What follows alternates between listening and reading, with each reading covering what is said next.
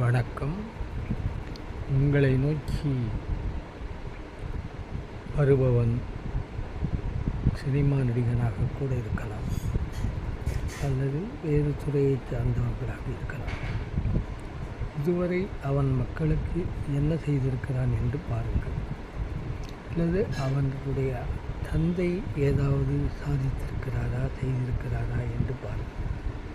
அல்லது தந்தைக்கு முன்னே இருந்த அவருடைய தாத்தா தியாகியா, இந்த நாட்டுக்காக ஏதாவது உழைத்திருக்கிறாரா என்று பாருங்கள்.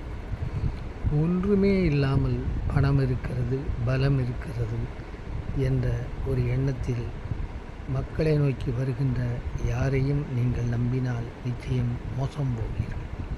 ஒன்று, அவனுக்காவது பொது மக்களிடம் ஈடுபாடு இருக்க வேண்டும், அவர்கள் நலனில் உண்மையான அக்கறை இருக்க வேண்டும், அல்லது அவனுடைய தந்தை ஏதாவது சாதித்திருக்க வேண்டும், அல்லது அவர் தாத்தா சுதந்திர போராட்ட தியாகியாக இருக்க வேண்டும்.